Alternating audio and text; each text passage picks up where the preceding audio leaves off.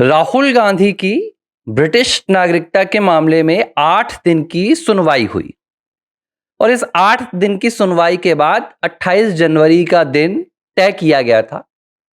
जो MP MLA court है लखनऊ, उसके जज आलोक वर्मा ने कहा कि हमने फैसला सुरक्षित रख लिया है, 28 जनवरी को सुनाएंगे। 28 जनवरी को लेकर पूरे देश में इंतजार किया जा रहा था कि शायद इस बार राहुल गांधी के खिलाफ अदालत अपना सबसे बड़ा फैसला सुना देगा। और हमें भी ऐसा लग रहा था, क्योंकि जिस लिहाज से पूरे मामले में याचिकाकर्ता एस विघ्नेश शिशिर ने तमाम सबूत पेश किए थे, चाहे फिर वो यूके गवर्नमेंट से मिले हुए नागरिकता के दस्तावेज हों, दोहरे पासपोर्ट के दस्तावेज हों, कैम्ब्रिज यूनिवर्सिटी से मिले साक्ष्य हों, तमाम यहां पर सबूत पेश किए गए। लेकिन जब फैसला आया तो इस फैसले ने एक बार फिर से प्रश्न चिन्ह खड़ा कर दिया है। क्या वाकई में गांधी परिवार भारत की किसी भी अदालत के अधिकार क्षेत्र से बाहर हो चुका है? क्या वाकई में गांधी परिवार के खिलाफ किसी भी तरह का कानूनी निर्णय लेना अब सबसे बड़ी टेढ़ी खील बन चुकी है? यही हुआ राहुल गांधी की ब्रिटिश नागरिकता मामले में भी।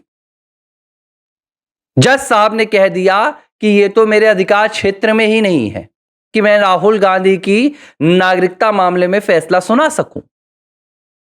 अधिकार क्षेत्र में नहीं है। अगर अधिकार क्षेत्र में नहीं था तो जज साहब आपने पूरी याचिका को एडमिट क्यों किया? याचिका को एडमिट करने के बाद आपने उसमें 8 दिन सुनवाई क्यों की? 20 घंटे बहस क्यों की? 300 पन्नों की वहां पर पूरी रिपोर्ट क्यों पेश करवाई? यह हुआ है लखनऊ की एमपी एमएलए कोर्ट में। विघ्नेश शिशिर ने इस मामले की याचिकाकर्ता, उन्हें पूरी उम्मीद थी और उन्होंने कहा कि भाई जिस लिहाज से मैंने सबूत पेश किए हैं, यह तय हो चुका है कि राहुल के मैंने ब्रिटिश नागरिकता वाले दस्तावेज अदालत में पेश कर दिए हैं। अब राहुल गांधी को आके साबित करना होगा कि भाई वो ब्रिटिश नहीं भारतीय नागरिक हैं। लेकिन आलोक वर्मा साहब ने अपने अधिकार क्षेत्र को ही सीमित कर लिया। सवाल यह उठता है कि जो याचिका लगाई गई थी वो इसलिए नहीं लगाई गई थी कि आप साबित करें कि राहुल भारतीय नागरिक है या राहुल ब्रिटिश नागरिक है। अदालत को यह कहने के लिए भी नहीं कहा गया। लेकिन याचिका का जो सीधी सी याचिका की मांग थी वो एफआईआर की थी, और एफआईआर का जो अधिकार क्षेत्र होता है वो लोअर कोर्ट का ही होता है। भाई आपको यह थोड़ी तय करना है कि राहुल की नागरिकता क्या है। आपको तो जो साक्ष्य दिखाए गए, अब यह एमपी एमएलए कोर्ट है। राहुल गांधी रायबरेली से सांसद है, रायबरेली से यह केस ट्रांसफर होकर विशेष अदालत से एमपी एमएलए कोर्ट लखनऊ पहुंचा। अब जब याचिकाकर्ता आपको यह दस्तावेज दिखा रहा है कि देखिए हमारे पास दस्तावेज है जिसमें राहुल की ब्रिटिश नागरिक होने के सबूत हैं, जिसमें राहुल के पास 2 पासपोर्ट होने के सबूत हैं, तो यह सीधे से धोखाधड़ी का प्रकरण बन रहा है। राहुल ने बतौर सांसद अपने शपथ ग्रहण में, शपथ पत्र में जो दिखाया गया है, वहां पर साक्ष्य प्रस्तुत किया, उसमें भारतीय नागरिकता दिखाई गई है। उनका दूसरा यहां पर दस्तावेज दिख रहा है जिसमें वो ब्रिटिश नागरिक नजर आ रहे हैं। सीधे तौर पर यह धोखाधड़ी का मामला बन रहा था, आपको प्रथम दृष्टया निर्देशित करना था। अब दूसरी बात, यह आपने किया नहीं। आलोक वर्मा साहब ने कह दिया कि भाई मेरे अधिकार क्षेत्र में नहीं है, तो जिसके अधिकार क्षेत्र में है उसको आदेशित करना था। यह तो होता ही है ना भाई, अगर किसी के जमीन में कब्जा हो जाता है, शासकीय जमीन में कब्जा हो जाता है, तो तहसीलदार के पास यह अधिकार नहीं होता कि वह एफआईआर दर्ज करे। एफआईआर का आदेश, जो अधिकार है वो तो पुलिस के पास ही होता है। कोर्ट भी एफआईआर डायरेक्ट खुद नहीं आदेश दर्ज कर लेती है कि हम एफआईआर दर्ज कर रहे हैं। अगर आप हाई कोर्ट भी जाते हैं या सुप्रीम कोर्ट जाते हैं तो आप भी वहां से निर्देश मांगते हैं कि एफआईआर दर्ज करने का निर्देश दिया जाए। सुप्रीम कोर्ट के पास एफआईआर दर्ज करने का निर्देश नहीं है, एफआईआर दर्ज करने के लिए निर्देश देता है। लेकिन एफआईआर दर्ज तो थाने में ही होगी आपके संबंधित। अगर शासकीय जमीन पर कब्जा हो रहा है तो मामला तहसीलदार के पास जाएगा, तहसीलदार इस पूरे मामले को लेकर थाने में जाएगा और एफआईआर दर्ज कराएगा। एफआईआर थाने में ही दर्ज होगी। तो भाई जो एमपी एमएलए कोर्ट के जज साहब है आलोक वर्मा साहब, उन्होंने एक सिरे से इंकार कर दिया कि मेरे अधिकार क्षेत्र में नहीं है।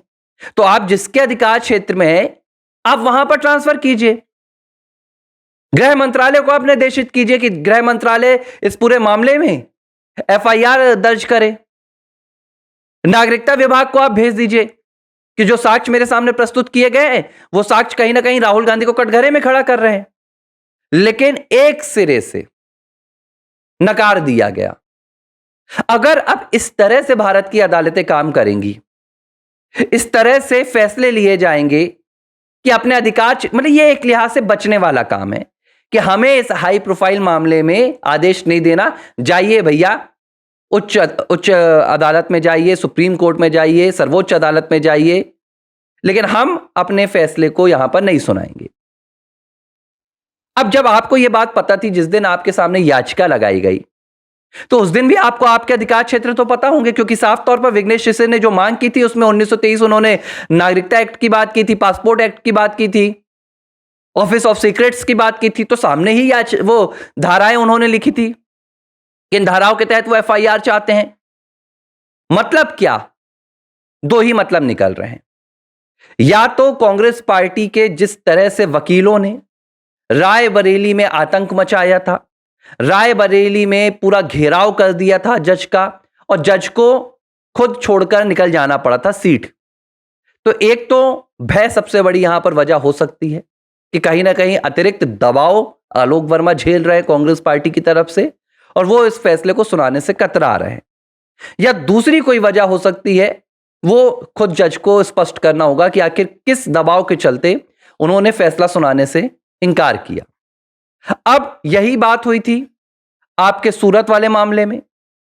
सूरत की कोर्ट ने दे दिया था आदेश 2 साल की सजा।